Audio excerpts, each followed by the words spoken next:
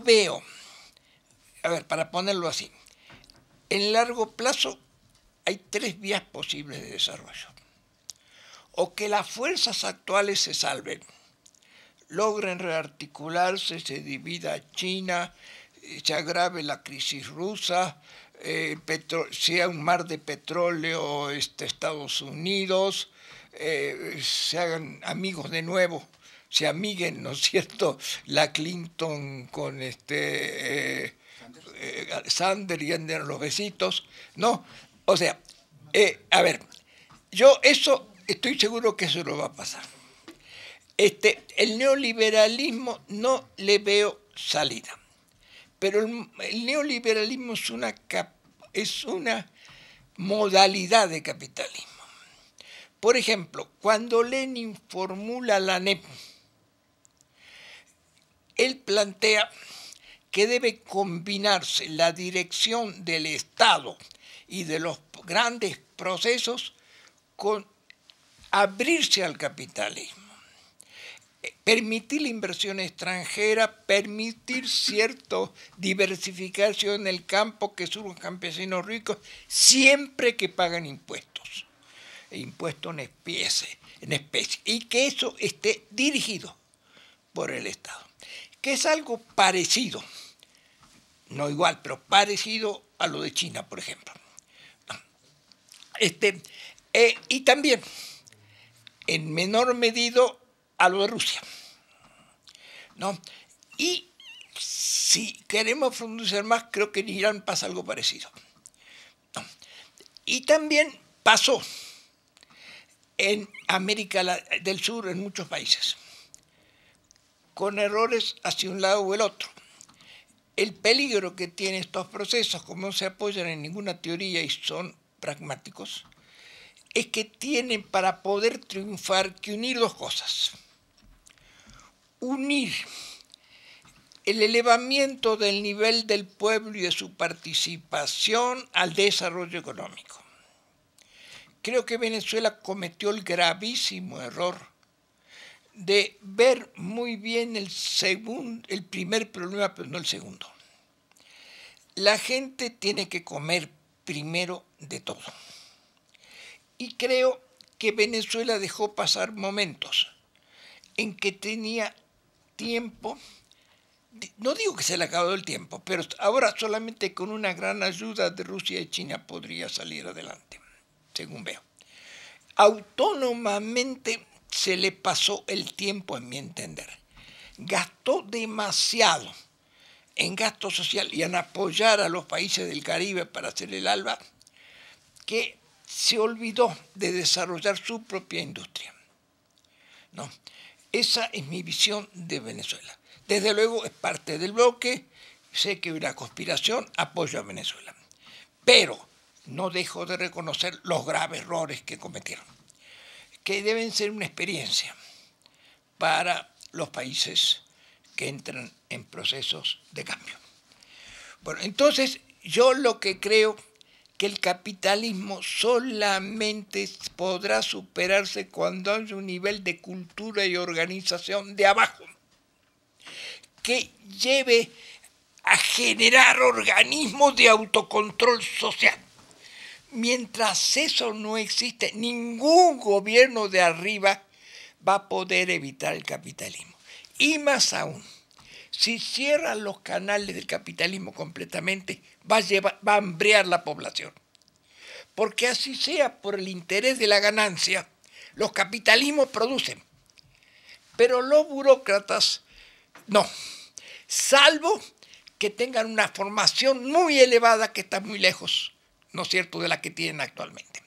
Entonces yo creo que no es posible eliminar al capitalismo, que tiene un largo papel que cumplir, que lo que es posible es regularlo. Y eso depende de la formación de bloques de poder que combinen la defensa de los intereses del pueblo con el desarrollo nacional y una adecuada integración al mercado mundial. Y el otro problema que me parece fundamental, alianzas internacionales. Entonces, no estamos en la era del socialismo, si agarramos a 10 personas y le preguntamos qué es el socialismo hoy, salvo que se acuerden de memoria de algún libro que leyeron, la mayoría no sabría qué decir, porque se llama socialismo a mil cosas. Incluso el Partido Socialista francés, que sacó el 3% de los votos, tras haber sido el partido gobernante en Francia, fue el que llevó punta de lanza en la invasión a Libia, junto con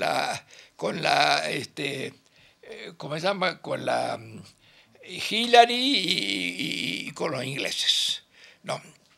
El socialista Tony Blair fue el primer responsable de la destrucción de Irak. De él vinieron las ideas principales. O sea que, ¿socialismo qué soy?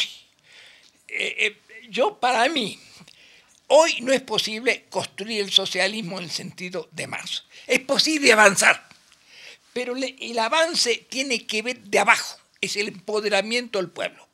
Yo creo que la construcción del socialismo no es un acto de toma de poder. Así como la transición del capitalismo al feudalismo no fue el triunfo de alguien en alguna parte, sino fue un proceso de siglos en el cual se fueron desarrollando los embriones de un nuevo tipo de sociedad. Creo lo mismo en el socialismo. Creo que el socialismo no es una conspiración, es un proceso social de autoorganización desde abajo con cultura y capacidad para dirigir los procesos. Porque si no existe esa capacidad y cultura, se va a dar lo que se dio en la URSS. En la URSS, ¿qué pasó? Se tomó el poder. Los principales miembros, la clase obrera eran 3 millones. No, sí. Los principales miembros del Partido Comunista murieron en la guerra civil. ¿Y cómo hicieron? ¿Cómo mantuvieron el paquete? Contratando especialistas. Los llamaban especialistas burgueses. ¿Por qué? Porque había que hacer algo con las fábricas, ¿no? Entonces, es un problema social y cultural, ¿no es cierto? Por lo tanto, yo no creo que eso, yo estoy en contra. Los golpes de mano pueden servir a veces, pero la política no puede basarse en golpes de mano. Lo esencial es la acumulación de fuerzas de abajo, la autoorganización, la participación. Cuando eso crezca a un nivel muy grande, recién se podrá discutir el socialismo. E incluso, recién podrá haber cierto acuerdo en qué es. Porque ahora es teórica la discusión, porque no está presente. No sé si me explico. No, entonces, no veo que haya una revolución mundial. Veo que sí puede haber un cambio muy importante, como fue el cambio, por ejemplo, hacia el estado del bienestar, o lo que fue el New Deal de Roosevelt. O sea, un cambio que nos haga avanzar, ¿no?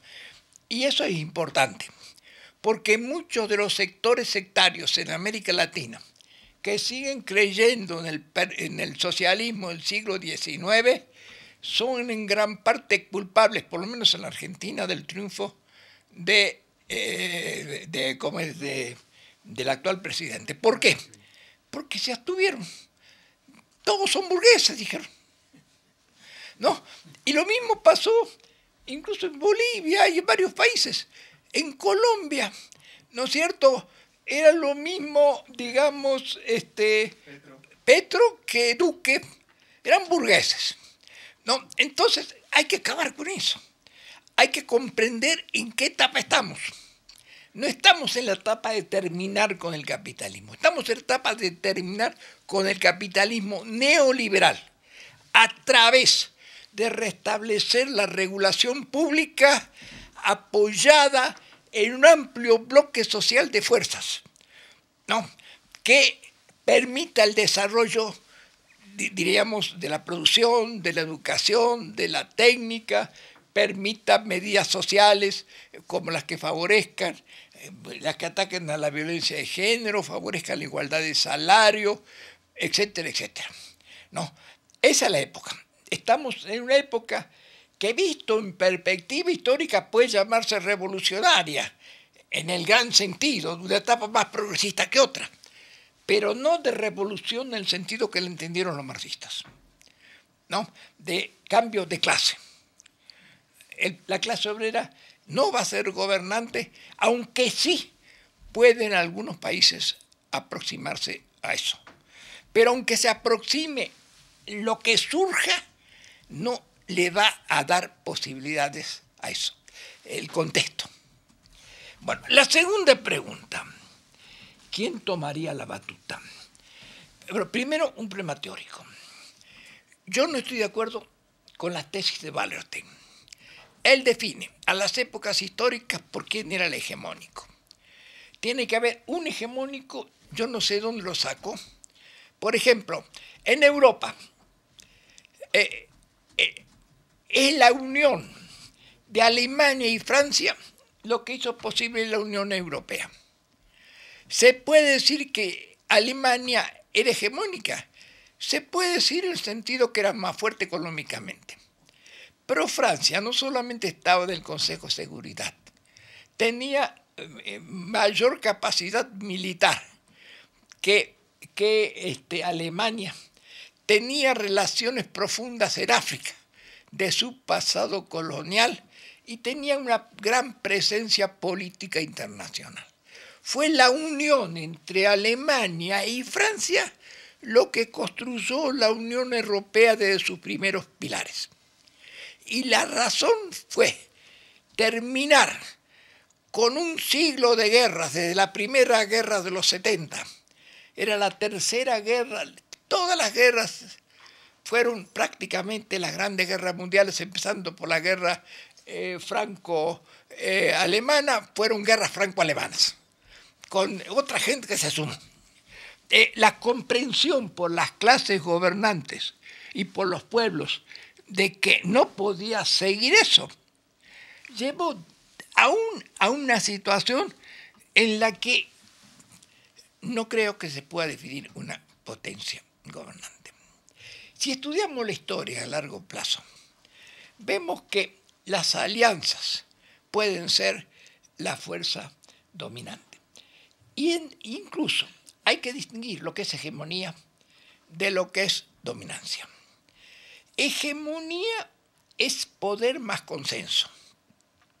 Y, por ejemplo, China para mí va a ser la potencia económica más fuerte. Pero China tiene muchas debilidades para ser fuerza económica. Digo, hegemónica del plan, empezando por su idioma, siguiendo, porque incluso más su propia lógica de desarrollo nacional. Si ellos llegan a la cúspide del poder, van a llegar casi sin darse cuenta.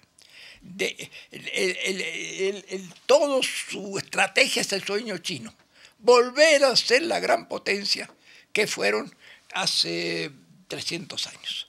Entonces, yo creo que lo más probable, no tenemos bola de cristal, es que si se derrota el capitalismo y la hegemonía de Estados Unidos, surgen grandes bloques.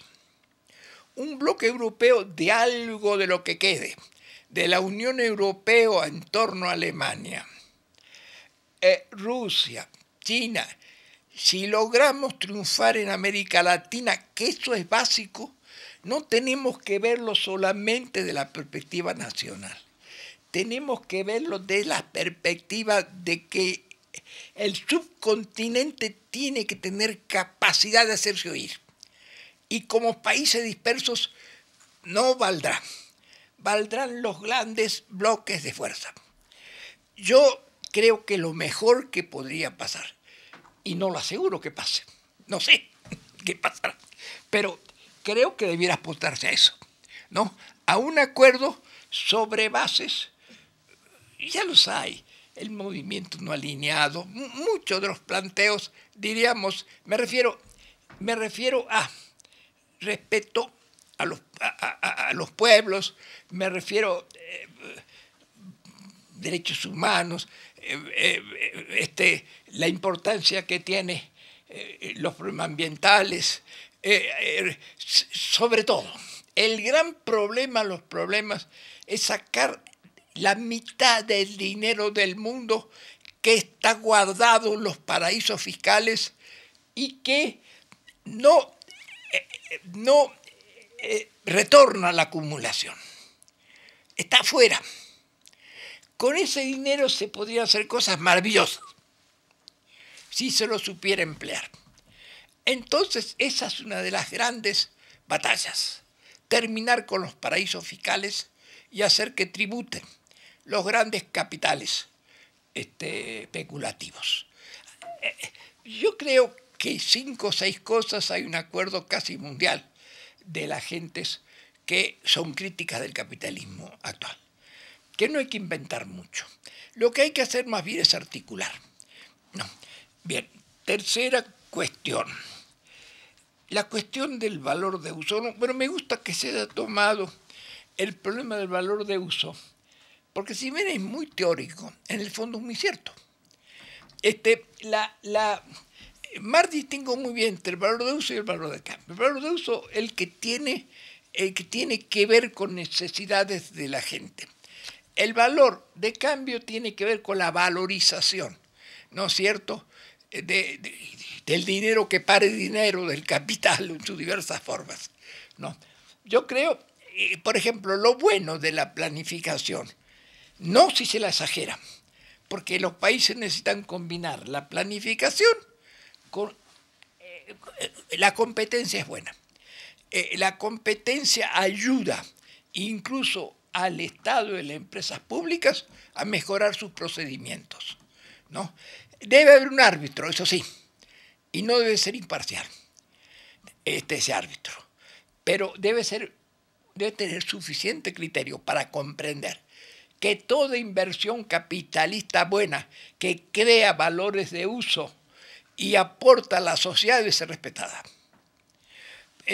Bueno, bien, la cuestión del flujo y el reflujo. Es cierto que toda la historia está hecha de flujos y reflujos. Todos los momentos están hechos así. Pero tenemos que distinguir las grandes etapas históricas. Nosotros estamos diciendo lo mismo, y fíjate, cuando yo cité Hobsbawm, que Hobsbawm decía que el estatismo socialista soviético estaba muerto y el neoliberalismo también, y que había que buscar por otro lado, me has acordado de lo que tú me acabas de decir. Entonces, hay que buscar por ahí. El problema es la gran dispersión teórica que existe. Estamos recién en los comienzos de un proceso de rearticulación, en la cual tenemos que ser muy respetuosos. Yo, por ejemplo, asistí a un debate sobre el Mayo francés y la mayoría del debate es quién había faltado aquí en México a tal reunión, si habían traicionado o no, de quién era la culpa de la derrota y cosas así. No se habló de cosas sustantivas, ¿no? Entonces yo creo que tenemos que terminar con eso. Necesitamos una discusión respetuosa, sin análisis de sangre para nadie. Todos cometimos errores alguna vez, ¿no? Entonces, en eso tiene razón Cristo, que tire la primera piedra el que se vea libre, ¿no?, de pecado, ¿no? Bueno, coincido en muchas cosas con Cristo, aunque no con el resultado de su prédica. Bueno, después, crisis de Estados Unidos en materia de circulación. Bueno, la circulación de Estados Unidos, el sistema que generó, es una de las principales causas de la crisis mundial. Y mal podían regularlo ellos cuando ellos mismos eran los dueños del dinero que hizo estas actividades, ¿no? Voy a poner un solo ejemplo.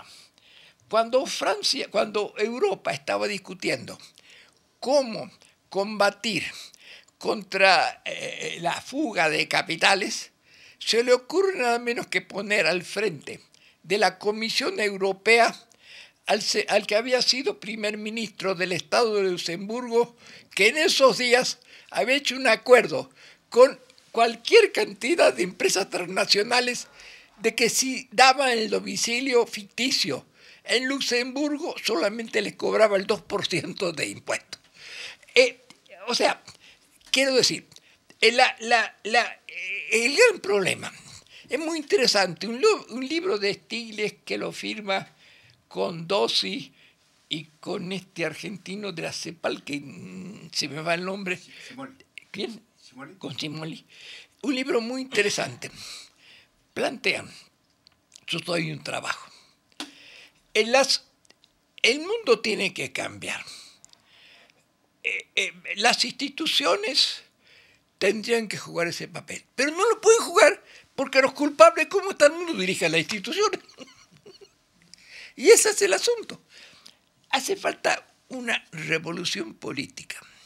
Hace falta promover nuevos bloques de poder con participación popular y correr a esta gente.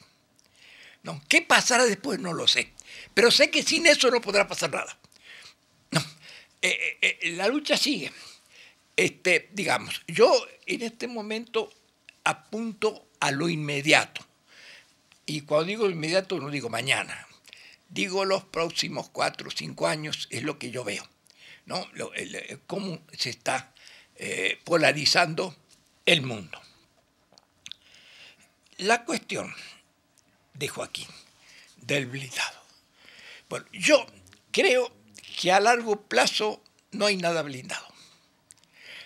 Creo que hay cosas que se pueden blindar mucho más que otras. Pero creo que los secretos...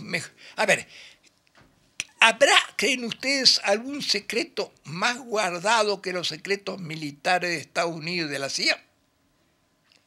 ¿Algo más blindado, más encriptado? Muy difícil. Y ahí entró un buen señor que sacó todo. O sea, lo blindado es relativo. Depende no solamente de cuestiones técnicas, sino de cuestiones sociales. Los blindadores pueden pelearse entre ellos, como está pasando ahora. Estados Unidos está en franco proceso de descomposición, pero también de descomposición institucional. Los servicios secretos están peleados unos con otros. Dentro de los partidos están peleadas las generaciones de los partidos. Hay una lucha por el poder judicial terrible. Hay posibilidades de que lo tiren a Trump con un impeachment, pero también hay posibilidades de que organice Trump un golpe de Estado, porque hoy día, en la época de la posverdad, es muy fácil conseguir pruebas. Basta que algunos inculpados se arrepientan, ¿no?, para acogerse a la ley de la rebaja de penas y que digan cualquier barbaridad, como le están haciendo a Cristina Kirchner y como le hicieron a Lula. A Lula no lo han podido pescar en nada. Todo es un rumor que hubo de una declaración con estos señores que dijo que le habían regalado una vivienda en la playa.